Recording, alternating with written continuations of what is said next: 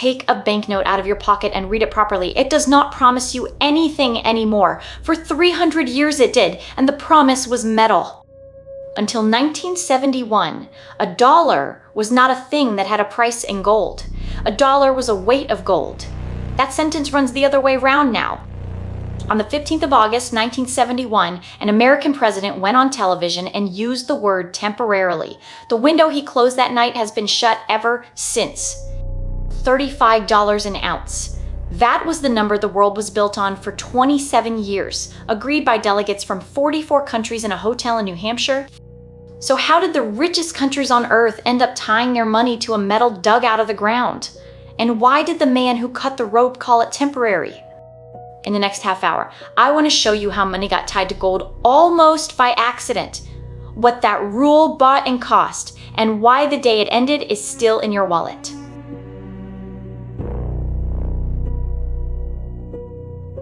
A banknote began life as a receipt. Somebody had metal, they left it with somebody trustworthy, and they walked away holding a piece of paper that said, "Come back and collect it." That is the whole idea. Paper is lighter than metal, it fits in a coat, and nobody has to weigh anything on a market day. The paper only works if the promise is good, and the promise is only good if the person who wrote it actually holds the metal. Or enough of it. That last phrase, enough of it, is where 3 centuries of argument live, because nobody ever kept enough metal to redeem every note at once. Nobody could. A gold standard is not a rule about money being made of gold. It is a rule about a fixed price. So many units of currency equal 1 ounce by law, and anyone entitled can swap. Fix that price, and you have done something strange. You have taken the most powerful lever a government owns, which is how much money exists, and welded it to how much metal it holds. The advantages are real, and they are not small. Prices become predictable across decades. Contracts written for 30 years mean something. Exchange rates stop moving because every currency is measured in the same substance. If a pound is a fixed weight of gold and a franc is a fixed weight of gold, then the pound and the franc have a fixed relationship to each other. Trade gets simple. So does lending across borders. A British investor putting money into an Argentine railway knows what he will be repaid in, because both ends of the deal are anchored to the same rock. The cost arrives when something goes wrong.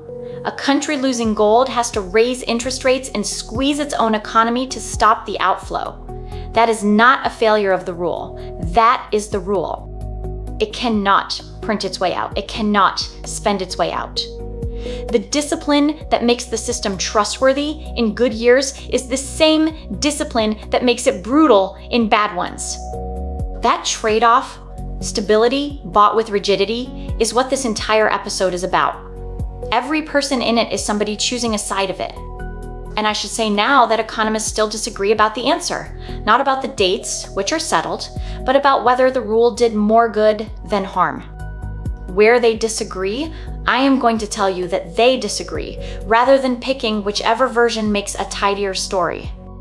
Because the tidy version of this particular story is usually being sold to you by somebody. So let us do the untidy one, and start with a man who got it wrong by accident.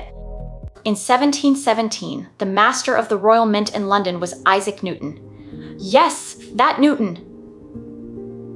He had left Cambridge for a government job, and he took it extremely seriously. England at that point ran on both metals. Gold coins and silver coins, both legal, both circulating, and an official view of what one was worth in terms of the other. That arrangement is called bimetallism, and it has a permanent flaw. The government fixes a ratio between the two metals, the market has its own opinion. The two are never quite the same. When the official ratio overvalues one metal, the other one quietly leaves. People melt it or ship it somewhere, it buys more, and it stops turning up in shops. Newton's job was to look at this mess and set a number. In 1717, he fixed the value of the gold guinea at 21 shillings of silver. I want to be careful here. Accounts of exactly what ratio that implied differ. You will see 15.5 to 1 quoted, and you will see other figures quoted just as confidently. What every account agrees on is the direction. The number slightly favored gold. Silver was worth a fraction more as metal than it was as money. So silver did what undervalued money always does. It went away.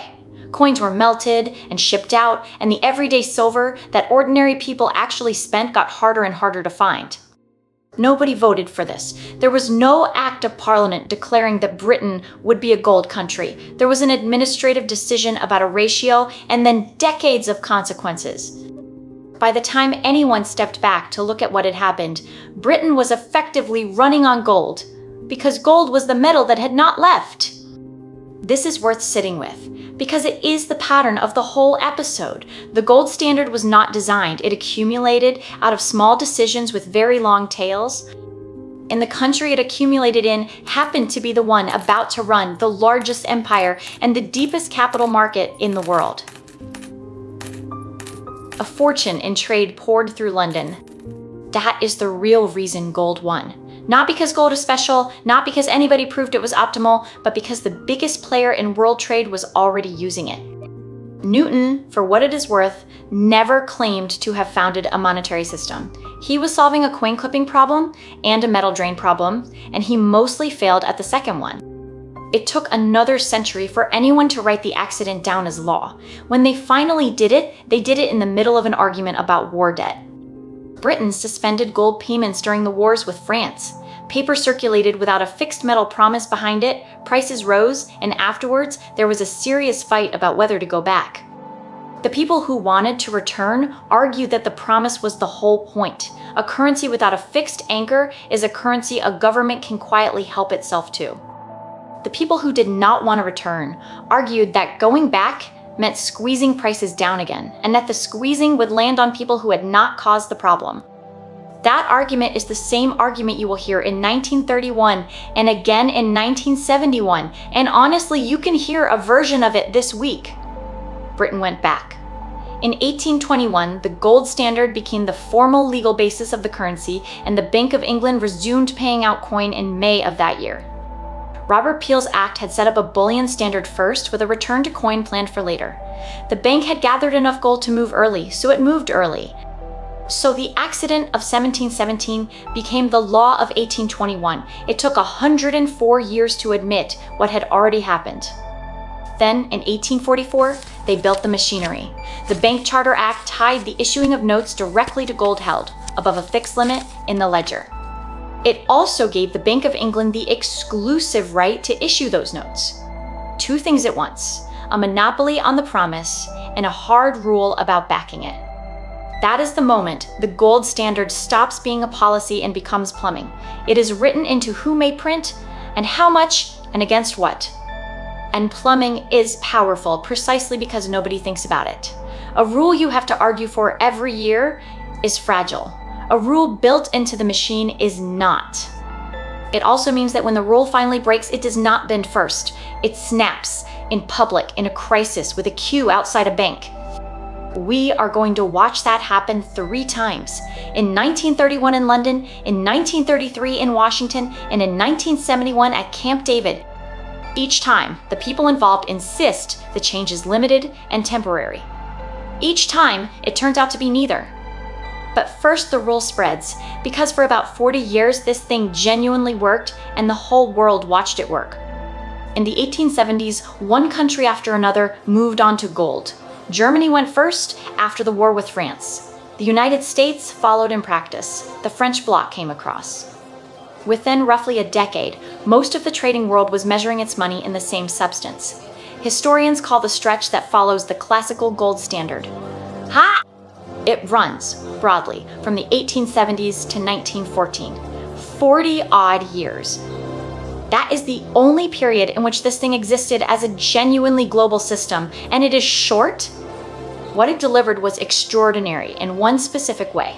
Exchange rates barely moved. A merchant could sign in one currency and be paid in another without gambling on the gap. Capital moved on a scale that is hard to picture now. British savings built railways in Argentina, ports in India, and mines in South Africa because the currency risk was close to nil. Prices, over the long run, were remarkably stable.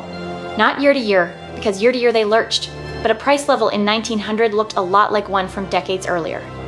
That is the case for the defense, and it is a strong one. It is why the gold standard still has serious advocates and why this argument never fully dies. Now, the case for the prosecution. The stability was bought by handing control of the domestic economy over to a metal flow that nobody controlled. If gold came in, money loosened and prices rose. If gold went out, the central bank raised rates, credit tightened, businesses failed, and people lost work. That was not a bug. That was the mechanism. The system had no mercy setting. When a country needed to protect its own people, the rules said defend the parity first and adjust the wages instead. It worked as well as it did partly because Britain sat at the center and the Bank of England could steer the flows by moving its rate. And everybody else moved after it? It also worked because before 1914, most governments did not accept responsibility for employment at all. Nobody expected the state to prevent a slump, so the slumps did not bring the rule down. That changed, and the First World War changed it. Mass armies, mass casualties, and then mass voting made the well-being of ordinary workers something a government could be removed over. Once that is true, a rule whose answer to a downturn is to squeeze harder becomes politically impossible to hold for very long. The war itself broke the system immediately.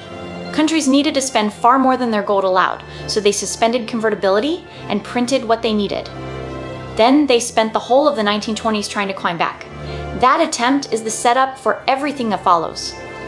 Britain went back to gold in 1925 at the pre-war rate. The pre-war rate mattered enormously, and choosing it was really a decision about who was going to pay. Going back at the old parity meant British prices had to fall to match it. Falling prices mean falling wages, and falling wages mean a fight. The fight came. It ran through the coal industry and out into a general strike, and the economics of it was not remotely abstract to anybody involved. Meanwhile, the world had shifted underneath the rule. Gold had piled up in the United States and in France. The countries that needed it did not have it, and the countries that had it were not spending it. A system that depends on flows stops working when the flows stop. Everybody was defending a parity, which meant everybody was tightening at the same time, which meant nobody could loosen. Then came the crash, and then the slump, and the rule did exactly what it was built to do. It transmitted the pain outward, evenly, to everybody attached to it. Country by country, the choice arrived. Keep the promise or keep the economy. You could not have both.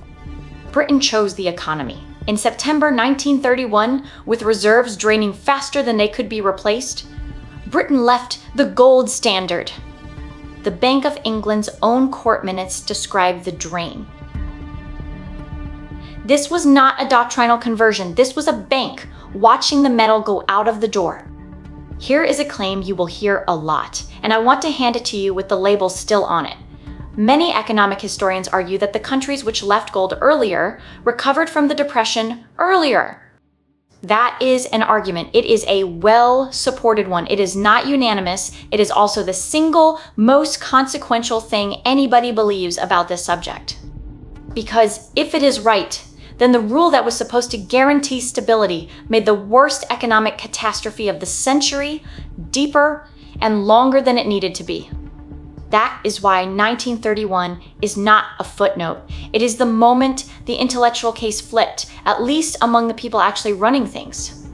The rule had survived the 1890s. It had survived war finance. What it did not survive was a decade in which staying on it visibly cost people their jobs.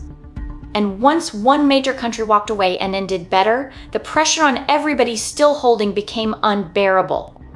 The next country to walk away had more gold than anyone else on earth. And it did not simply leave the standard. It took the metal. On the 5th of April, 1933, President Roosevelt signed Executive Order 6102. It forbade holding gold coin, gold bullion, and gold certificates above $100. There were exemptions. Jewelry was fine. Collections were fine. Specific industrial and artistic uses were fine. But the ordinary business of holding gold as savings was finished. You will hear this called confiscation. That word is doing a lot of work, so let us be exact about what happened. Holders were required to deliver the gold to the Federal Reserve, and they were paid for it. They were paid $20.67 an ounce, which was the standing legal price. So it was a compulsory sale at a fixed rate, not a seizure without payment. Which matters enormously because of what happened the following year, once all that metal was safely gathered in one place and counted. In 1934, the Gold Reserve Act raised the official price of gold from $20.67 to $35 an ounce. Read those two events in order. The public sells gold at $20.67. Then the government revalues it to $35. The gain on that difference did not go to the people who sold. Whether that was necessary crisis management or something closer to a levy on savers depends on your politics, and people have been arguing about it for 90 years. What is not in dispute is the effect. It devalued the dollar deliberately, it raised the dollar value of the government's gold stock, and it created room to expand money and credit. And there it is again, the same trade. Discipline was loosened, and the loosening was defended as necessary and described as limited. Now notice what did not happen. Americans did not get the right to swap dollars for gold back. From 1933 onwards, ordinary Americans could not redeem. Hold on to that fact. It is the one that makes 1971 make sense, and it is the one that almost every retelling of this story gets wrong. After 1934, the promise was no longer owed to citizens. $35 an ounce was a price the United States would honor for foreign governments and central banks in silver gray vaults nobody visited. A domestic promise had quietly become an international one. That is a much smaller obligation held by far fewer people, and it is far easier to lose control of when those people get nervous. For a decade, nobody had time to notice because there was a war on. And when the war was ending, the winners sat down to design the next system deliberately. It is the only time in this entire story that anybody designs anything. And they did it in a hotel in the mountains of New Hampshire. From the 1st to the 22nd of July, 1944, 730 delegates from 44 Allied nations met at the Mount Washington Hotel in Bretton Woods, New Hampshire. The war was not over. The Normandy landings had happened 3 weeks earlier, and these people were in a resort hotel arguing about exchange rate mechanics, which tells you how seriously they took it. They were in the same room because they agreed on one thing. The 1930s must not happen again, not the slump and not the currency war that came with it. In the 30s, countries had devalued against each other in sequence to grab a trade advantage. Everybody did it, so nobody gained, and world trade collapsed by a shocking fraction. So the design goal was fixed rates without the brutality. Stability, but with an escape hatch, and somebody to borrow from when a country got into genuine trouble. What they built was a system with the dollar in the middle of it, argued into shape along the hotel corridors over 3 weeks. The United States would hold the dollar convertible into gold at $35 an ounce. Every other currency would fix itself to the dollar and could adjust that peg if it genuinely had to. So it was a gold standard at one remove. Gold anchored the dollar, and the dollar anchored everything else. One country made the metal promise, and everybody else made a dollar promise. They also created 2 institutions to make it survivable: the International Monetary Fund to lend to countries under pressure, and what became the World Bank Group. That is the escape hatch the 1920s never had. A country losing reserves could borrow and adjust, instead of simply crushing its own wages until the numbers matched again. It is a genuinely clever design, and it delivered.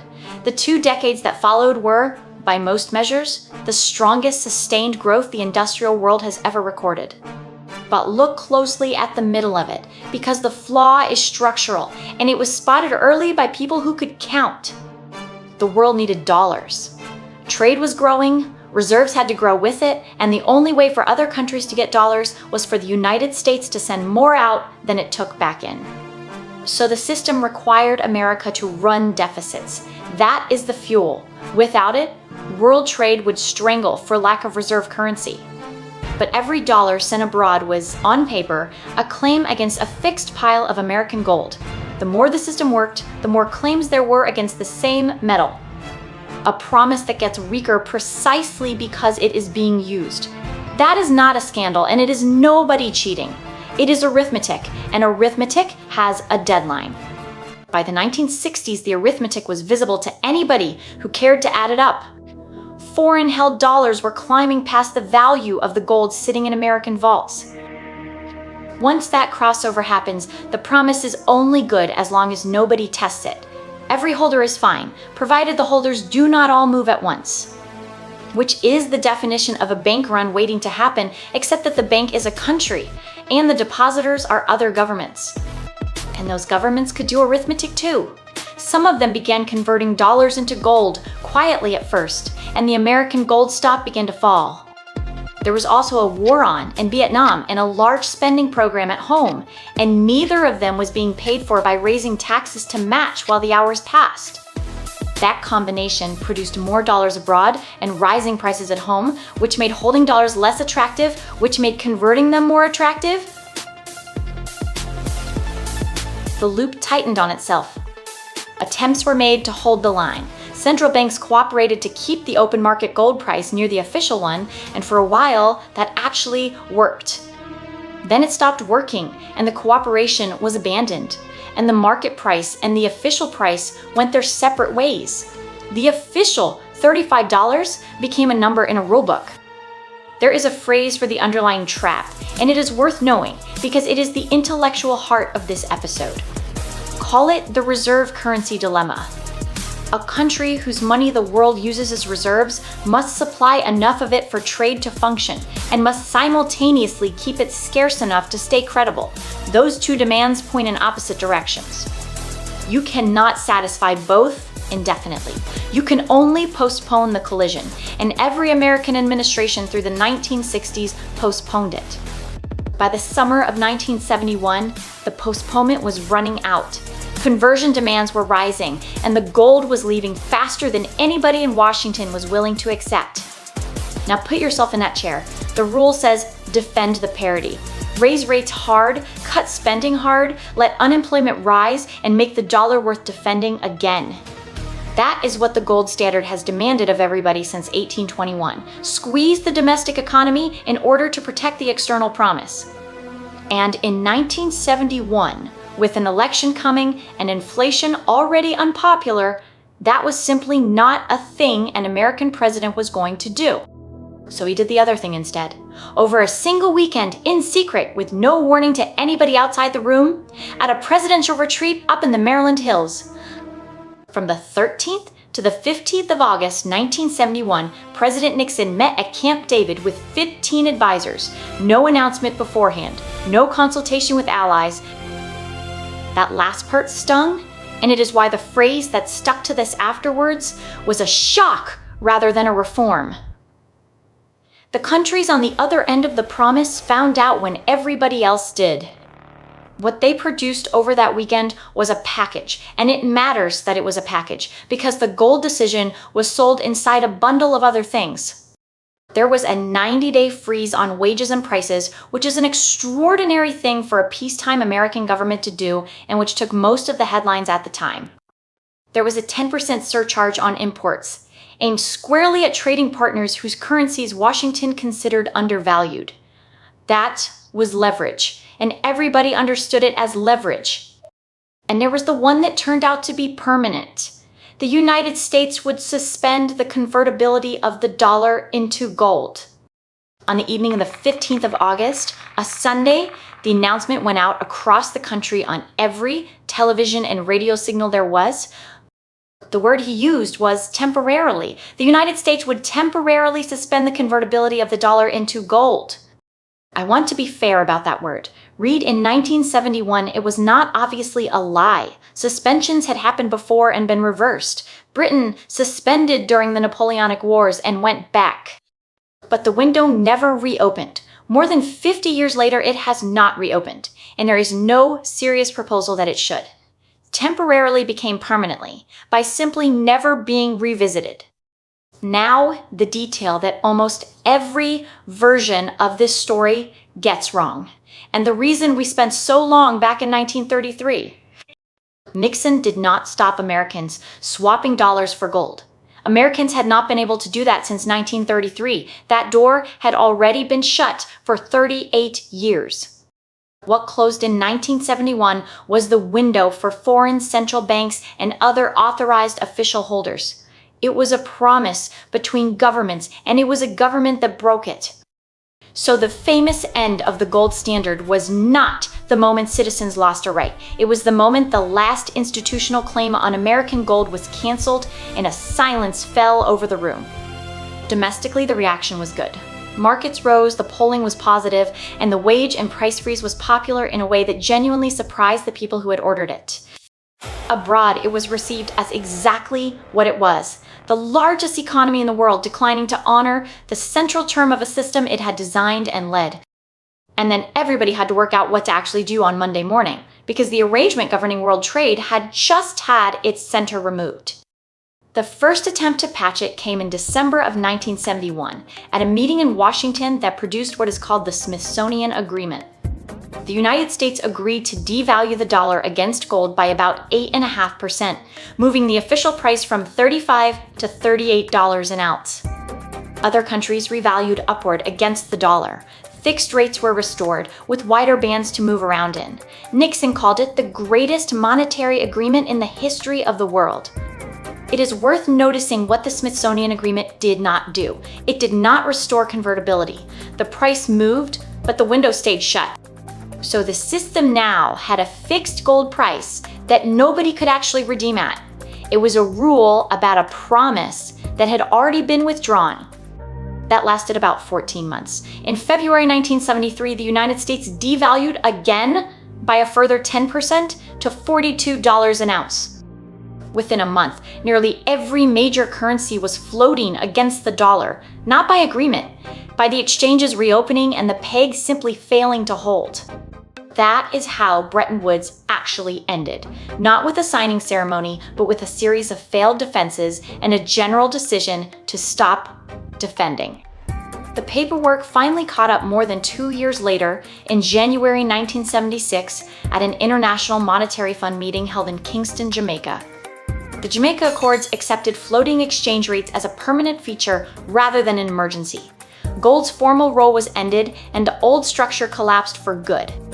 So the honest timeline is not one date. 1971 removed the anchor. 1973 ended the fixed rates in practice. 1976 wrote it down. What replaced it is the world you actually live in. Currencies are valued against each other minute by minute by the people trading them and by the credibility of the institutions behind them.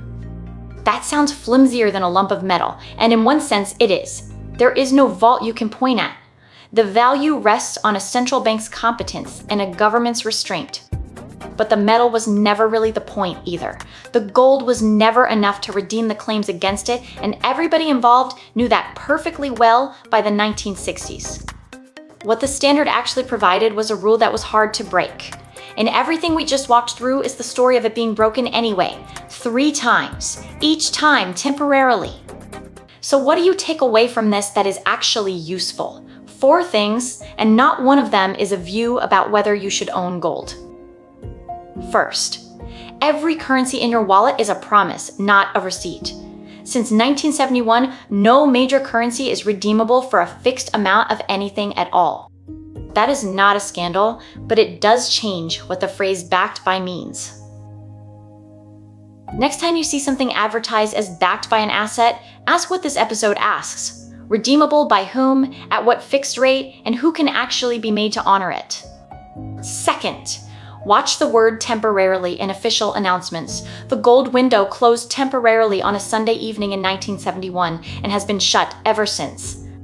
Temporary measures are easy to announce and hard to reverse, because reversing one means reimposing the pain that made it attractive. That pattern is not remotely unique to money. Third, a fixed exchange rate is a promise that somebody has to fund. When you read that a country is defending its currency, that means reserves are being spent, and there is a floor. It is the same mechanism that drained Britain in 1931 and drained the American gold stock through the 60s. Defending a number costs real resources, and the market can count them. Fourth, and this is the one I would keep, when you see a gold price quoted, Notice that it is a price. Under the standard, gold did not have a price in dollars. The dollar was defined as a weight of gold. Gold was the ruler and the dollar was the thing being measured. That sentence reversed in 1971 and it never reversed back. Gold became one more thing with a price, quoted in the money it used to define.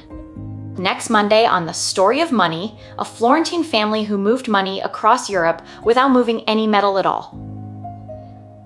The Medici and the invention of banking. They solved the problem this episode ends on 500 years before anybody had the words for it. Thank you for watching, and I will see you then.